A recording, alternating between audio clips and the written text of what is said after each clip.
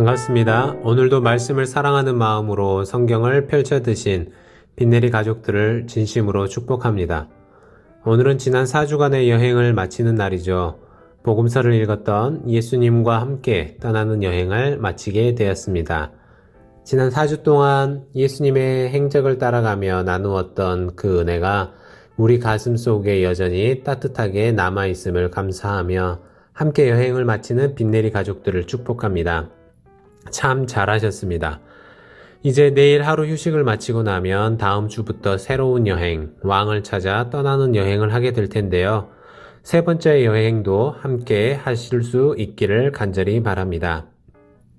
예수님은 이제 십자가를 지실 날을 바로 코앞에 두고 있는 상황이었습니다. 받게 될 고난과 고통이 얼마나 큰 것인지 예수님은 잘 알고 계셨죠. 피할 길을 알아보아야 했고 어떻게 하면 고통을 덜 받을지 생각해야 했습니다. 그러나 예수님은 이런 절대절명의 순간을 앞두고도 제자들에게 하신 말씀은 자신이 받게 될 고난과 고통의 문제가 아니라 바로 자신이 사랑하는 유대인들과 예루살렘이 겪게 될 환난 그리고 고통이었습니다. 예수님은 그런 분이셨습니다. 마지막 순간까지 자신의 편안함과 안전을 모색하고 꾀하는 것이 아니라 자기 백성을 향한 끝없는 사랑으로 그들의 미래를 더욱 걱정하는 분이셨습니다. 그래서 예수님은 마지막 유월절을 코앞에 두고 제자들에게 예루살렘에 닥칠 환난을 예언하시면서 어떻게 제자들이 이것을 준비하고 대비해야 할지를 말씀해 주셨습니다. 여기서 먼저 주목할 것은 크게 두 가지라고 생각합니다. 하나는 여러 징조들을 잘 살피라는 것이죠. 옛날 날씨 예보 기술이 발전하지 않았을 때에는 사람들이 그 전날 구름의 모양을 보고 내일 날씨를 예측하고는 했습니다. 여러 자연현상을 보고 날씨가 어떻게 바뀔지를 내다보는 것이죠. 이스라엘에서는 무화과 나무를 쉽게 볼 수 있었습니다. 그래서 무화과 나무에 싹이 나기 시작하면 여름이 가까이 오고 있다는 것을 눈치채게 됩니다. 뜨거운 여름날이 코앞에 다가온 것을 보여주는 징조가 되는 것이죠. 마찬가지로 예루살렘에 임할 환난에도 그 전에 나타날 징조가 있다고 알려주십니다. 예수님은 그 징조를 보면 예루살렘의 멸망이 가까이 온 것이니까 주의해야 한다고 말씀해 주셨습니다. 또한 예수님은 더욱 끔찍한 말씀을 하셨죠. 유대인들에게 예루살렘 성전은 상징적인 장소였습니다. 그런데 예수님은 이 예루살렘 성전에 관한 충격적인 말씀을 하십니다. 돌 위에 돌 하나도 남겨두지 않고 다 무너질 것이라고 하셨죠. 사실 이스라엘 백성들은 이미 오래전에 성전이 완전히 무너지는 대참사를 겪었지 않습니까? 남유다가 멸망할 때에 예루살렘은 성전은 이미 폐허가 되는 것을 경험했습니다. 또 포로 시대 이후 스룹바벨이 지은 성전 또한 이방인들에 의해 완전히 더럽혀진 모습을 보아야 했습니다. 그리고 방치되었던 성전을 이제 헤롯이 유대인들의 환심을 사기 위해 가장 화려하게 지었던 그 성전, 그것이 바로 지금 예수님과 제자들의 눈앞에 있는 성전이었습니다.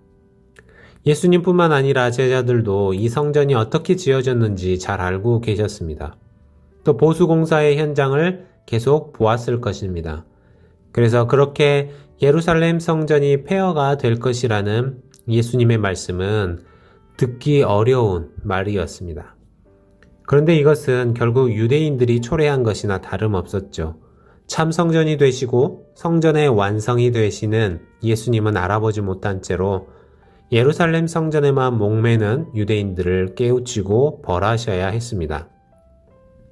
우리는 눈에 보이는 어떠한 것에 치우치기보다 본질 되시는 예수 그리스도를 오직 따르고 의지하는 그리스도인이기를 소원합니다. 이런 상황에서 예수님은 제자들이 어떻게 살아야 할지를 말씀해 주십니다. 바로 기도하며 깨어 있으라는 것입니다. 환난의 때가 되면 그리스도인들은 박해를 당하게 됩니다. 이것은 많은 성도로 하여금 그리스도를 떠나게 할 것이죠. 그래서 예수님은 이 환난을 능히 이겨낼 수 있는 구변과 지혜를 주시겠다고 말씀하십니다. 우리는 예수님의 말씀을 기억해야 합니다. 단순히 유대인들에게만 하시는 말씀은 아니었습니다. 마지막 때를 살아가는 우리도 새겨들여야 할 말씀입니다. 우리 주님의 말씀을 기억하며 깨어서 기도하고 마지막 때를 살아가시기 바랍니다. 이제 22장은 예수님의 마지막 밤 이야기를 기록합니다. 예수님은 마지막 주간에도 쉬지 않으시고 주님의 일을 감당하기 위해 열심히 가르치셨습니다. 그리고 이제 십자가를 지시기 전 마지막 밤이 되었는데요. 마지막 날 밤 예수님 주변에서는 정말 많은 일들이 벌어졌습니다. 누가는 자기의 역사가적인 그 기질을 따라서 예수님의 마지막 일정과 주변에서 일어났던 일들을 잘 정리하고 있는데요. 예수님의 마지막 순간을 앞두고 양편에서 치밀한 움직임이 일어나고 있습니다. 한편에서는 예수님을 죽이기 위한 준비가 한창이었습니다. 사탄이 들어간 가룟 유다는 예수님을 어떻게 죽일까 고민하던 대제사장들과 서기관들에게 예수님을 팔아넘길 준비를 합니다. 그러나 그 순간 예수님은 피할 준비를 하시지 않았죠. 오히려 마지막 죽음을 앞두고 남겨질 제자들을 위한 준비를 하셨습니다. 6월절 마지막 만찬도 준비하시고 앞으로 일어날 일에 대한 예언도 해주셔서 제자들이 나중에라도 예수님의 말씀을 다시 생각하게 해주셨습니다. 그래서 예수님은 마지막으로 감람산에 오르셔서 기도하시는 순간에도 제자들을 데리고 가신 것입니다. 힘겨운 순간에도 마지막까지 기도하시면서 제자들을 발을 씻기기까지 겸손한 모습으로 일관하셨던 스승의 모습을 항상 기억하고 또 그렇게 살기를 바라신 것입니다. 예수님이 잡히신 모습을 한번 보시겠습니까? 악한 자들은 예수님을 검과 몽치를 가지고 와서 사로잡습니다. 대제사장들, 서기관들, 빌라도 그리고 헤롯까지 결국 악한 일에 한통속이 되고 말았습니다. 그러나 어떻습니까? 서로 책임은 지지 않고 빌라도는 헤롯에게, 헤롯은 또 빌라도에게 책임을 떠넘기기에 바빴습니다. 누구도 떳떳한 일이 되지 못했기 때문이죠. 그럼에도 예수님은 이 순간에도 자신의 생명을 지키기보다 자기 백성들을 위해 약속된 길을 걸어가시기 위해 또 어린 양이 되어 주셨습니다.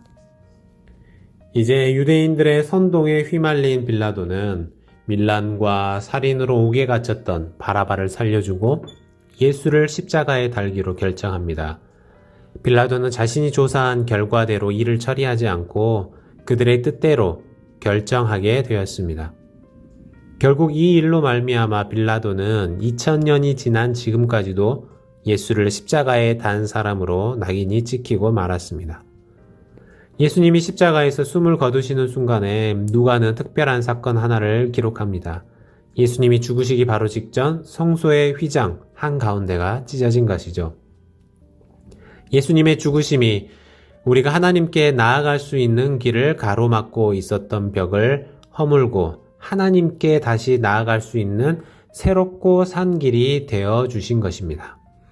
예언의 말씀대로 또 하나님의 계획하심에 따라 십자가에 달리신 예수님이 드디어 안식 후 첫날 새벽 부활하셨습니다. 사람들은 누구도 상상치 못한 일이었습니다. 예수님의 무덤을 찾아온 여인들도 마찬가지였습니다. 누가복음의 마지막은 이제 죽음에서 다시 살아나신 예수님의 행적을 소개하시죠. 예수님은 많은 사람들에게 나타나셨습니다. 자신을 보여주셨습니다. 부활하셨다는 것을 확실하게 알려주셨습니다. 무덤에 찾아온 여인들에게도 보여주시고 베드로에게도 보여주십니다. 엠마오에서 예수님을 잃었다고 생각하던 두 사람에게도 나타나 주셨습니다. 11 제자들이 모인 곳에도 나타나셨습니다.